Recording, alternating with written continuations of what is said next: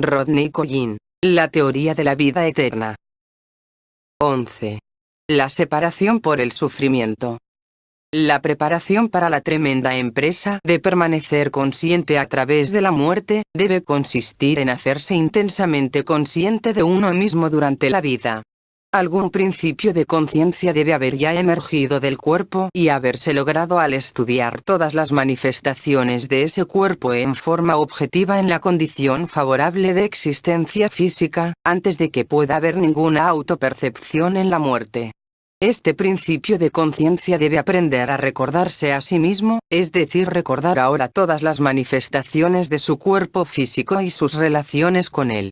No hay otra manera de conseguir que la memoria se conserve en un tiempo distinto. Luchando por la conciencia durante la vida corporal, nos encontramos así como en la situación de un hombre en una pequeña embarcación al garete que ha empezado a hacer agua, y que trata de aprender a nadar en tanto que la embarcación no se hunda, pues sabe que será demasiado tarde cuando esto suceda.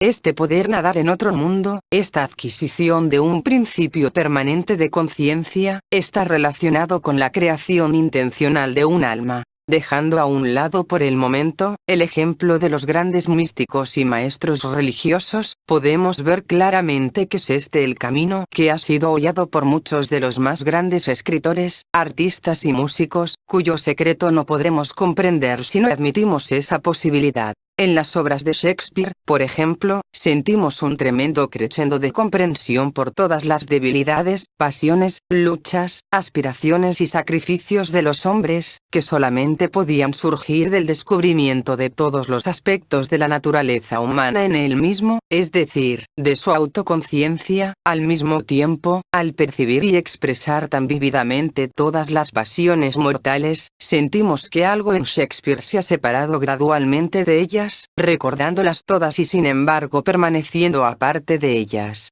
En Julio César, Macbeth, Hamlet, vemos retratado con muchos rostros a ese mismo hombre que vive a través de los más grandes sufrimientos y tragedias que la vida puede traer y en el cual, sin embargo, algo comienza ya a existir aparte de ellos y aparte de sus propios sentimientos humanos respecto a ellos. Es este mismo poder el que da a todos sus personajes su curioso sentido de inefectividad si se miden por los patrones mundanos comunes. Se mueven ya en un camino diferente del resto de la humanidad, sus vidas carecen ya de sentido desde el punto de vista de los resultados mundanos, pues comienzan a recordarse de sí mismos. Un ejemplo más vivido aún puede encontrarse en la larga serie de autorretratos de Rembrandt, los que, tomados en conjunto, se acercan al retrato del cuerpo largo del hombre, por lo menos tanto como cualquier intento del arte o de la literatura. Desde muy temprano encontramos a Rembrandt tratando de verse a sí mismo y registrando, con una objetividad terrible, momentos de temor, de estupidez, de alegría desbordante, cuando se sorprende a sí mismo enteramente desprevenido y perdido en una inconsciencia casi bestial. Gradualmente logra separarse a sí mismo más y más de esas manifestaciones terrenas de Rembrandt, hasta que en los últimos autorretratos parece ver el total del hombre desde el exterior. Se tiene una impresión irresistible de que el reconocimiento se ha separado de la frágil humanidad y que Rembrandt se recuerda a sí mismo en una forma enteramente distinta a aquella en que lo hacen los hombres comunes. Hay otro aspecto de este mismo proceso. Evidentemente uno de los requisitos para escapar de ciertas y determinadas condiciones de la vida, ciertas limitaciones físicas, es que todas o la mayor parte de las posibilidades inherentes a esas limitaciones deben primeramente cumplirse. Los hombres ordinarios están condenados a la repetición de sus vidas porque todavía no han comenzado a hacerse conscientes de las posibilidades que esas vidas contienen. Con hombres como Rembrandt o Shakespeare, la situación es muy distinta. La cantidad de observación y comprensión respecto de cada aspecto y situación de la vida humana, de cada clase y tipo de ser humano, que ha sido extraída de la vida material de Shakespeare, es incalculable. La repetición se debe a falta de comprensión. Es el mecanismo por el cual cada individuo recibe otra oportunidad para entender más, para hacerse más consciente en sus condiciones presentes, puesto que si no puede dominarlas, es indudable que no será capaz de dominar otras menos familiares. Pero Shakespeare y Rembrandt han alcanzado ya y librado inmensas cantidades de comprensión de sus propias vidas y es, así, casi inconcebible que tales vida se repitan en la forma que deben hacerlo las vidas inconscientes. Por ejemplo, es imposible creer que Shakespeare deba escribir otra vez Hamlet. Lo hizo una vez, a perfección. Repetir la perfección implica una especie de derroche que no está previsto por las leyes cósmicas.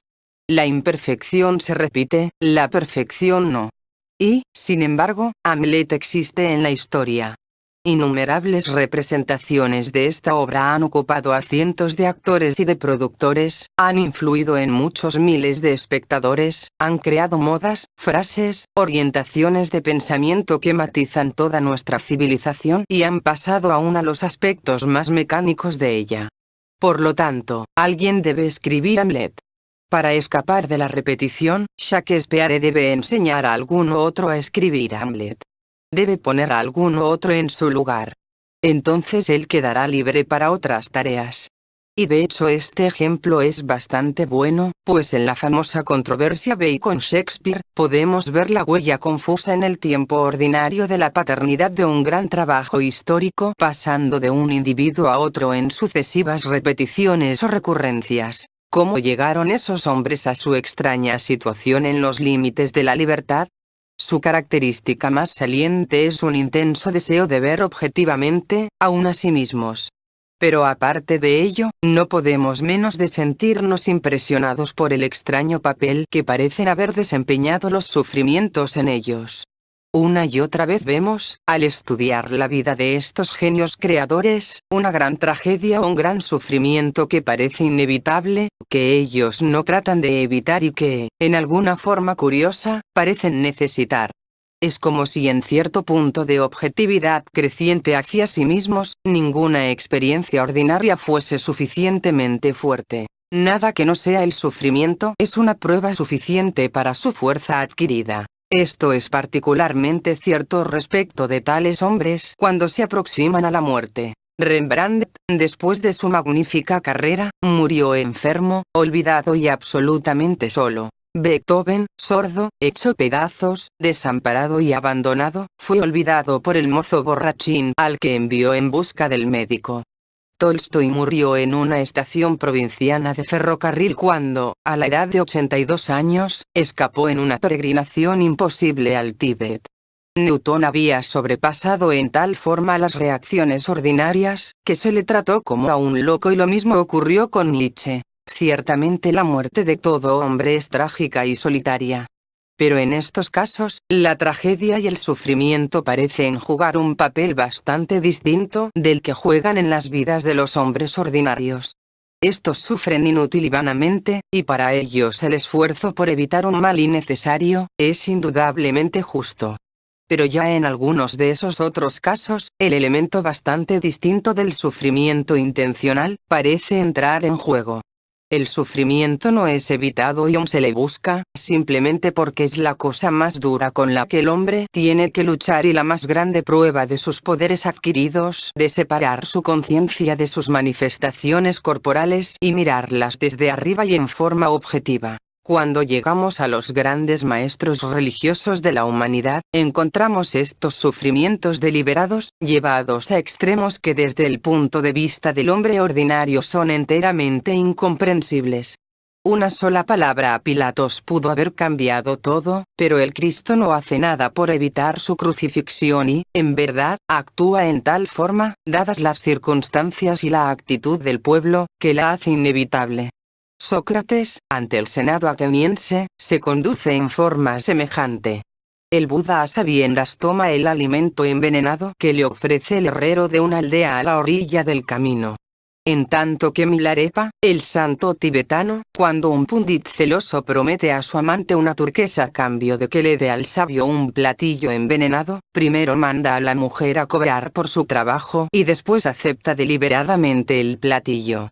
En cada uno de estos casos parece claro, a través de las versiones de los narradores, que tal muerte va acompañada de una agonía terrible, prevista con toda claridad y deliberadamente provocada. Deben tener muchos significados tales sufrimientos, la mayoría de los cuales permanecen incomprensibles para nosotros. Sin embargo, recuérdese todo lo que se ha dicho acerca de la posibilidad de escapar del ciclo de vidas humanas, llevando consigo una plena conciencia y memoria a través de la muerte, en el momento de la liberación en el mundo electrónico.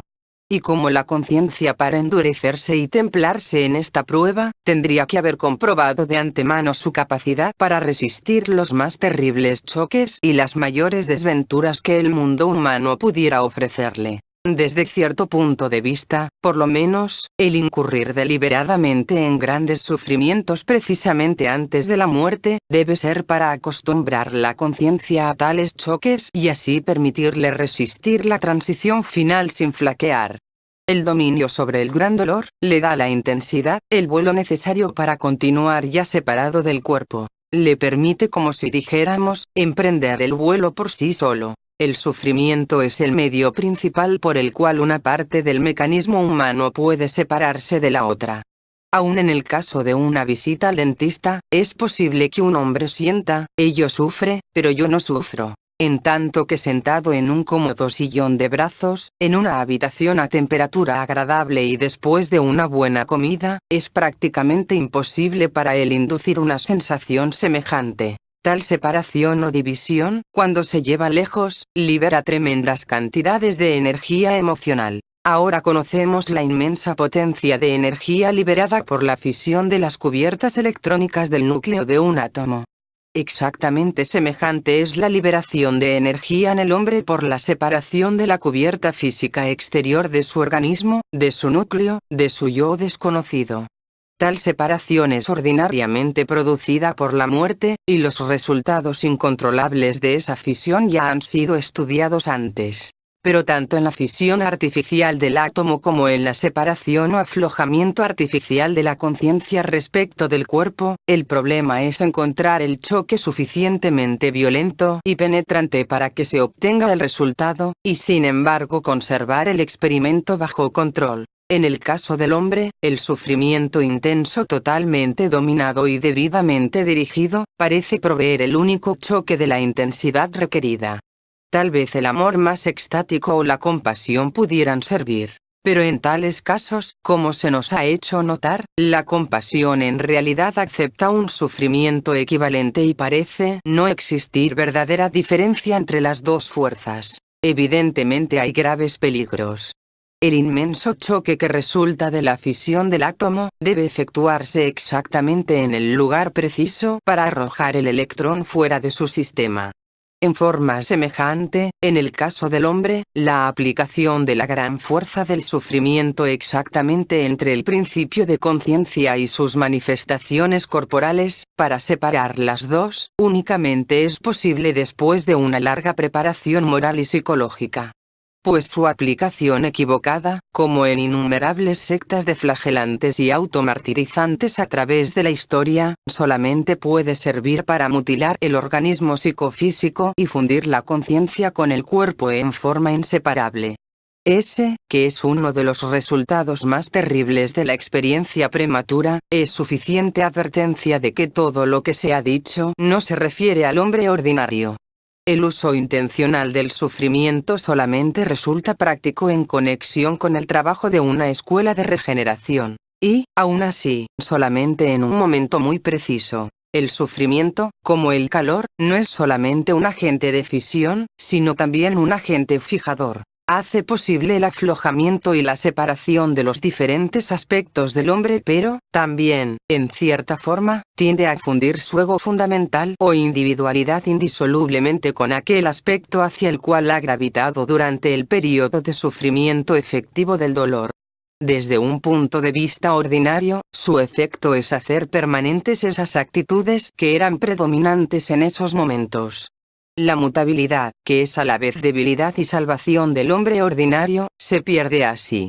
De tal manera que, en la forma en que se entiende ordinariamente, el sufrimiento puede destruir o construir a un hombre, según que él permita que su atención se fije en la carne doliente o con grande esfuerzo pueda transmutarla en ese principio de conciencia que es capaz de considerar el organismo físico y sus males desde un punto de vista objetivo y separado. Este terrible poder decisivo del sufrimiento está muy bien descrito en la historia de los dos ladrones crucificados con Jesús y quienes padeciendo iguales dolores, reaccionaron en diversa forma. Uno de ellos con amargura y el otro con devoción, por lo que, de acuerdo con la leyenda popular, uno fue condenado, en tanto que el otro logró salvarse. De cualquier manera, la respuesta del Cristo al buen ladrón, de cierto te digo que hoy estarás conmigo en el paraíso, sugiere la idea adicional de que los grandes sufrimientos recibidos en debida forma pueden transmutarse en una energía de tal intensidad que neutralicen todas las huellas anteriores, así como el calor intenso puede fundir una placa de bronce y borrar para siempre la inscripción que aparecía grabada en ella. Esta posibilidad de que el sufrimiento consuma el registro de errores pasados, del que el hombre no puede liberarse en ninguna otra forma, y a la vez de fijar permanentemente en él ciertas características que considera deseables, pero hasta entonces únicamente poseídas en forma esporádica, puede lanzar aún mayor luz sobre la idea del sufrimiento intencional en el momento de la aproximación de la muerte. Aquellos hombres que llegaron a tan extraordinaria altura de comprensión en diferentes campos, deben todos haberse hecho más tarde o más temprano la siguiente pregunta: ¿cómo fijar permanentemente tal comprensión ante la enfermedad, la vejez y la disgregación que se aproxima? Los artistas intuitivamente, los maestros conscientemente, parecen haber llegado a la misma conclusión, que los sufrimientos elegidos deliberadamente, pueden proporcionar con exactitud ese fijador, ese mordente con el cual las lecciones aprendidas en la vida pueden fijarse en forma indeleble en el material del ser humano. En verdad, Milarepa en su dolor, francamente canta enfermedades, pero tienden a hermosearme grandemente. Dones que aprovecho para ornamento de los signos de mi perfección. Esta enfermedad que también me viene pudiera transferirla, pero no hay necesidad de hacerlo. Otros, por razones especiales, tienen que ser menos explícitos. Después de muchos años dedicados a la enseñanza y explicación de estas ideas esotéricas a sus compañeros, un hombre al que conocí, pocos meses antes de su muerte, cesó de pronto de dar explicación alguna.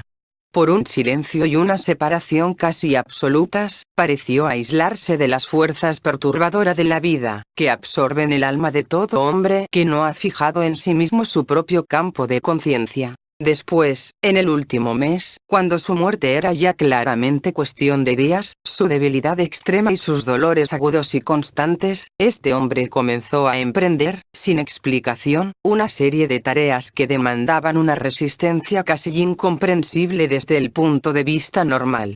Habiéndole prescrito un reposo absoluto, exigía que se le llevara día tras día, en excursiones a campo traviesa por todas las casas en que había vivido durante su residencia en Inglaterra.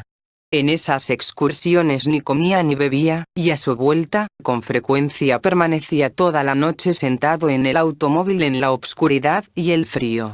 Cuando ya casi incapaz de dar un paso, obligaba a su cuerpo moribundo a caminar torpemente durante una hora continua por caminos accidentados. Le obligaba a levantarse a la madrugada, vestirse, ascender y descender largas escaleras. Hacía día de la noche y requería de sus acompañantes tales esfuerzos de resistencia que ellos, en plena posesión de su salud y de su fuerza, apenas podían soportarlos. Finalmente, en el día que previo que ocurriría su muerte, se levantó de la cama, se vistió y por pura fuerza de voluntad, alejando de su lado a quienes querían impedírselo, descendió, llamó a su alrededor a sus más íntimos amigos, a los cuales pudo comunicar muchas ideas en tal forma que cada uno percibía en ellas la solución de sus propios problemas.